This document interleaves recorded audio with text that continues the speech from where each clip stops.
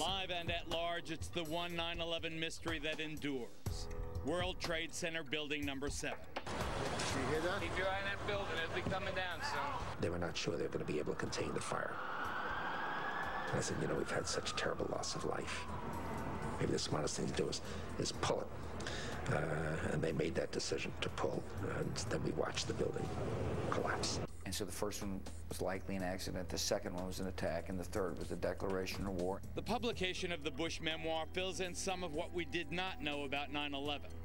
But no official account so far addresses the issue now being raised in an extraordinary ad campaign. I lost my son. My nephew. My uncle. My son. On September 11th, 2001. Most people don't know that a third tower fell on September 11th. World Trade Center 7, a 47-story skyscraper, was not hit by a plane. Although the official explanation is that fire brought down Building 7. Over 1,200 architects and engineers have looked into the evidence and believe there is more to the story. Up until now, only those considered nut jobs question the official conclusion that office fires caused by the nearby catastrophe of the towers collapsing brought down building number 7. But I do believe that it is the first time in history that fire has ever melted steel. I do believe that it defies physics for the World Trade Center Tower 7, Building 7, which collapsed in on itself. It is impossible for a building to fall the way it fell without explosives being involved. And if explosives were involved, that would mean that the most obnoxious protesters in recent years are right. If you hear the shouting, it's a group of demonstrators who've come. 9/11 was an inside job. Oh, get a life. Get a life. 9/11 was an inside job. Welcome to the show, everybody. I'm Geraldo Rivera, and that noisy demonstration was more than 2 years ago. But the folks behind that TV ad you saw earlier are not so easy to dismiss as those demonstrators were. And what caught my eye is their claim that more than 1,300 architects and engineers examined the evidence about Building 7's collapse and disagree with the official report issued by the National Institute of Standards and Technology. Before we examine what they have, this heads up. Also tonight, we probe the remorseless Randall Moore, the creep who raped and murdered his own wife and then outrageously taunted her family at his sentencing. And we're live tonight on the bloody Mexico border, the most dangerous place on earth right now. Those stories coming up. But up front tonight, Building 7 was no ordinary building. Among other key tenants, including several intelligence and law enforcement agencies, it also housed New York City's Emergency Operations Center, known as Mayor Giuliani's bunker. Here to tell us what they know about its collapse and why they question the official conclusions are Bob McIlvaine, whose son died in the World Trade Center, and Tony Zambotti, a mechanical engineer. Nice to see you guys. Welcome. Thank you, welcome. Geraldo. Nice to meet you, Geraldo. Our condolences, obviously, for your loss. But Tony, let me start with you. You're an engineer. Are you suggesting that the official account that Building 7 collapsed because of the fire melting the steel or in some other ways, destroying the integrity, the structural integrity of the building, that's false? You think that that's false? Yes, I do. And for a couple reasons. One is that Building 7 came down. It went into a sudden collapse across the full width and length of the building for 2.25 seconds, which amounted to 105 feet or 8 stories, 8 13-foot tall stories. It was in full free fall acceleration.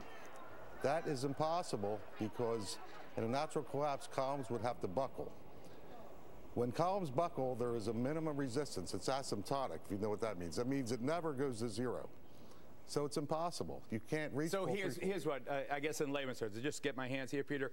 So what he's saying is that the top floor collapses, hits the next floor, hits the next floor, hits the next floor. So it's bang, bang, bang, bang. The weight of the upper floors. It would slow down. What I'm trying to say is it was in full free fall acceleration. All of its potential energy was being converted to motion. Instead of what I just described, the thing just collapsed like a pancake. It just came down. And so what are you suggesting brought it down, Tony? I'm suggesting there was some form of demolition devices in that building for 8 stories or more. You think that the explosives brought down Building 7? Some form of demolition device. I'm not pretending to know what it is. I am saying that it was in free fall acceleration. All right, let me ask you this. Admitted to that. Okay, let me ask you this before I get to Dad, before I get to Bob here. We've all seen old, obsolete buildings and public housing in other places outlive their usefulness, being demolished by the professionals who can actually collapse a building right in its own footprint. That's what it looks like happened to Building 7. Do you believe that's what happened? Yes, I do believe that's what happened. And why do you think they're lying about it? I don't really know all the details of what they're lying about. I can't read their minds. All I can say is, scientifically, it's impossible for fire to have done what we see. And Bob, these 1,300 engineers and architects who agree with you and some of the other relatives' families. I know you found your son just a couple of days after the disaster. He was outside. I don't want to get into the details of how you believe he died, but these architects and engineers, do they support your contention? Do you believe that it was an inside job, that 9/11 was an inside job? All right, Geraldo, I believe it was an inside job, okay? I'm here you to believe our government? Right, wait, look, please. But the thing is, we don't have enough time to get into the reasons of that. We set up this BuildingWhat campaign. We saw the BuildingWhat.org. BuildingWhat.org. The reason we have that is because Judge Lehner, when we had a petition to have a new investigation in New York City about Building 7. And when the lawyers... And you're asking the New York City Council. I don't want to interrupt also to reopen. So I know we don't have the time, but anyway, he said, building what? Because no one has any idea about Building 7. So because I believe in... I've talked to so many firemen, so many EMS workers, policemen, who talk about the explosions. And I know you don't want to get into my son's... But I feel my son died from an explosion. I went to all the 9/11 Commission hearings.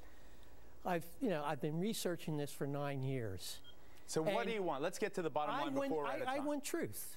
I've been lied to. I mean, it's beyond a reasonable doubt that the 9/11 Commission did not tell this story. 9/11 Commission barely mentioned Building 7, if at all. Right. Okay, what forum do you want the investigation in? Well, the forum, what we wanted is in New York City right now, because New York City, we feel, has an obligation to investigate 9/11. So before we're out of time completely, Bob, do you want specifically the New York City Council to open its own investigation of the Building 7 collapse? Absolutely. And that would satisfy you if they did that? Well, I'm not done. I'm still a parent. I'm a parent who has an obligation to find out why my son was murdered.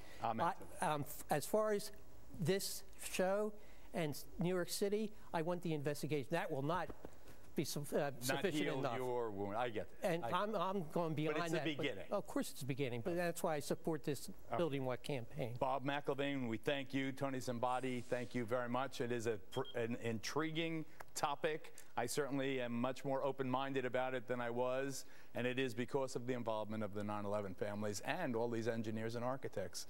Clearly, they know more than I do. Thanks, gentlemen. Thank you. This is a Fox News Alert.